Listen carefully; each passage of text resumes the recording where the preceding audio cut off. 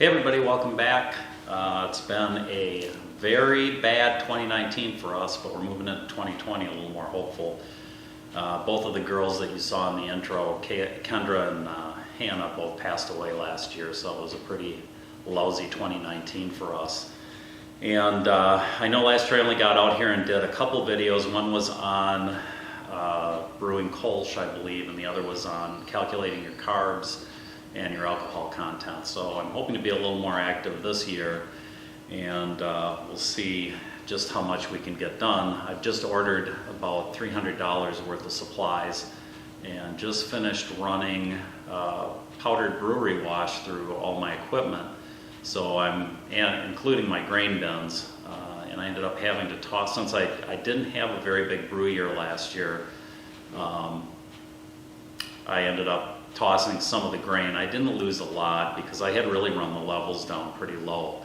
But I hate to throw grain away, period. But that stuff was, 2 years old. I tasted it, and the 2-row, which I probably had the most of, maybe 12 pounds, it tasted good at first, but it had kind of a funky aftertaste, and the Pilsner was definitely bad. So that's all been thrown out. The buckets were washed out, they were sanitized.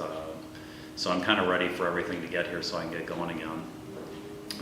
In the meantime, last year in February, I wrote a book that's available out online on Amazon.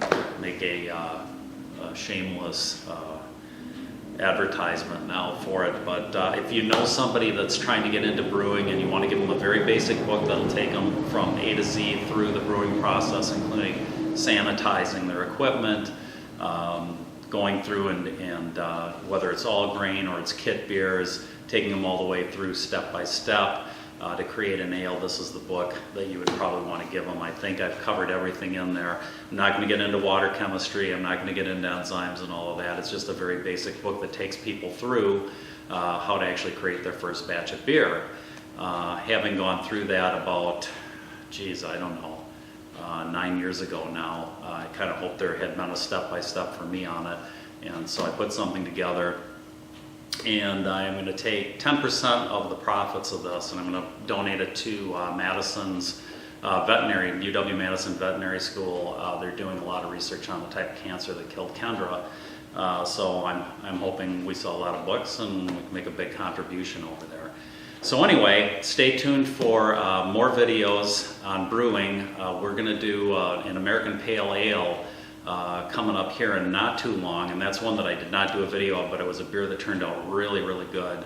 And we'll probably start with Kolsch. And an interesting development on the Kolsch side is that there's now a dry yeast Kolsch. And I'm going to give that a shot. I love using the liquid yeast for Kolsch.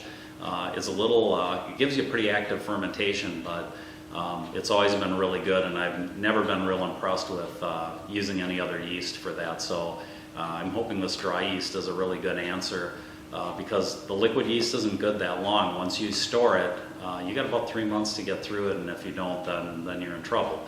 So we'll give that a shot. That'll be the first video, and in fact what I'm probably going to do is try and run 2 batches of Kolsch, one on top of the other in one day, to really kickstart things. Last year I had 18 cases of beer when I started the year, and I thought, well, there's really no sense in doing a lot of brewing, but we had a lot of visitors, a lot of people came over, and pretty soon that beer was pretty much gone. So we'll have to stock, kind of get everything stocked up again and see where we go.